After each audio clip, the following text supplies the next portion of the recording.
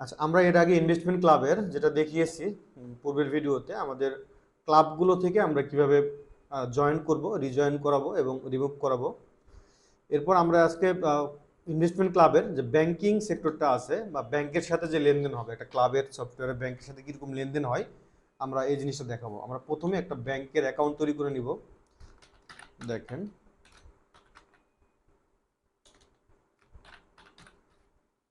আমি সংক্ষিপ্তভাবে লিখলাম ব্র্যাক ব্যাংক। এটা ধরেন গুলশান ব্রাঞ্চ,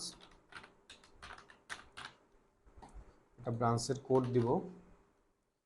অ্যাকাউন্টের নেম ধরেন LS soft and engineering. Account number দিব, অ্যাকাউন্টের টাইপ দিব কারেন্ট অ্যাকাউন্ট।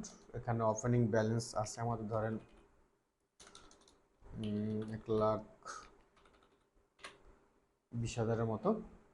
এখানে কন্ট্যাক্ট নাম্বার যদি দিতে পারি, না হলে দিতে কোনো সমস্যা নাই। যদি ব্যাংকের কন্ট্যাক্ট নাম্বারটা ধরেন আপনার অপরিবর্তিত কেউ যখন আসবে তখন এই ব্যাংকের সাথে কন্ট্যাক্ট করে নিতে পারবে, এই কন্ট্যাক্ট নাম্বারটা দেওয়া ভালো, না দিলে কোনো সমস্যা নেই।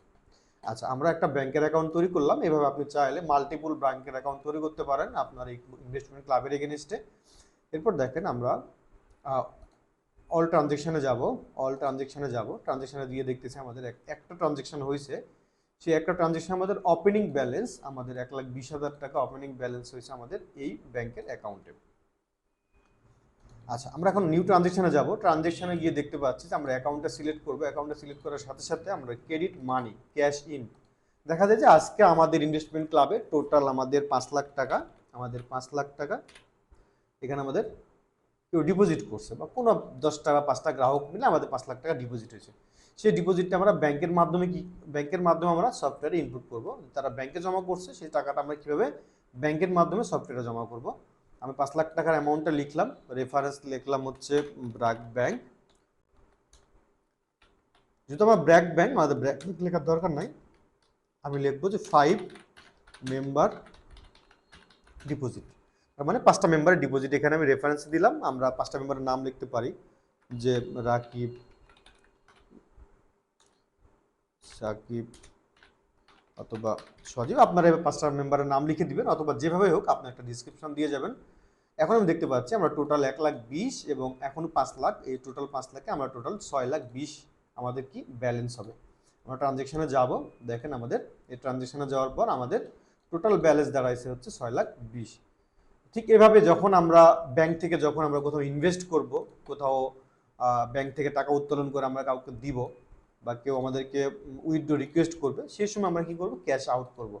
আমরা ক্যাশ আউট কত করব, ধরেন আমাদের একটা গ্রাহক আমাদের কাছ থেকে 2 লাখ টাকা সে নিবে। 2 লাখ টাকা আমরা ইনপুট করলাম, আমরা ডিসক্রিপশন দিলাম যে রাকিব টাকাটা নিবে। দেখেন এই টাকাটা 2 লাখ টাকাটা নেওয়ার পর আমাদের অ্যাকাউন্টে কত ব্যালেন্স থাকবে এই ব্যালেন্সটা আমাদেরকে দেখিয়ে দিচ্ছে। আমরা ট্রানজেকশনে চাপ দিব, দেওয়ার সাথে সাথে আমাদের ট্রানজেকশনটা হয়ে যাবে। আচ্ছা, এখন যদি আমরা ব্যাংকে যাই, দেখেন আমাদের ব্যাংকে টোটাল ডেবিট এবং ক্রেডিটের টোটাল একটা হিসাব থাকবে, এবং রিসেন্ট ট্রানজেকশন আমাদের 2 লাখ টাকা রিসেন্ট ট্রানজেকশন হয়েছে, ওটার আমরা এখানে একটা ব্যালেন্স পাচ্ছি যে আমাদের টোটাল ওপেনিং ব্যালেন্স ছিল 1,20,000, বাট এখন আমাদের 4,20,000 ব্যালেন্স আছে। আমরা যদি এখানে সামারিতে যাই, দেখেন সামারিতে গেলে এখানে দেখা যাচ্ছে টোটাল ওপেনিং ব্যালেন্স কত, ক্রেডিট কত, ডেবিট কত, ট্রানজেকশন কত, এবং রাকিব, সাকিব যে ব্যালেন্সগুলো আমরা যা যা করছি আর কি, সবগুলো আমাদের এখানে হিস্ট্রিতে থেকে যাবে। আমরা ব্যাকে যাব, ব্যাকে গিয়ে আমরা ট্রানজেকশনের যদি হিস্ট্রিটা দেখি, দেখেন এখানে ট্রানজেকশন হিস্ট্রি আছে। আমরা চাইলে এখান থেকে রিপোর্টও দেখতে পারি যে ব্যাংকিংয়ের যে সেক্টরগুলো থাকবে, মান্থলি ট্রেন্ডিং বা রিসেন্ট ট্রানজেকশন হয়েছে, আপনার যে টুডে ট্রানজেকশন বা উইকলি ট্রানজেকশন, যে ট্রানজেকশনগুলো হবে ওই ট্রানজেকশনগুলো আমরা চাইলে এখান থেকে এক্সপোর্ট করে পিডিএফ অথবা এক্সেলও বের করতে পারি। দেখেন আমরা পিডিএফ বের করব, এখান থেকে আমরা একটা পিডিএফও বের করতে পারবো যে আমাদের টোটাল ব্যাংকিংয়ে কী পরিমাণ ব্যালেন্স আছে, অথবা আমরা কী পরিমাণ লেনদেন করতেছি। সো এই ছিল আমাদের ব্যাংকিং ব্যবস্থা, আমাদের ব্লুপ্রিন্ট সফটওয়্যারের ব্যাংকিং ব্যবস্থা কীভাবে কাজ করে এবং ব্যাংকিং মডিউলটা কীভাবে কাজ করবে। এই ব্যাংকিংয়ের অ্যামাউন্টটা আমাদের আলাদা সেকশন হিসেবে থাকবে, এবং আমরা এটা যখন রিপোর্টে যাব তখন আমরা দেখতে পারবো যে লস প্রফিটে যখন যাব, অথবা আমরা যখন ক্যাশ ফ্লোতে যাব, তখন আমরা এখানে দেখতে পাবো যে আমাদের ব্যাংকে কী পরিমাণ টাকা আমাদের মজুদ আছে, বা আমাদের কী পরিমাণ টাকা ব্যাংক থেকে আমরা নিচে যাবো। এই দেখেন net cash from opening activity আমাদের 4,20,000 টাকা আমাদের ব্যাংক থেকে আমাদের এখানে আসছে।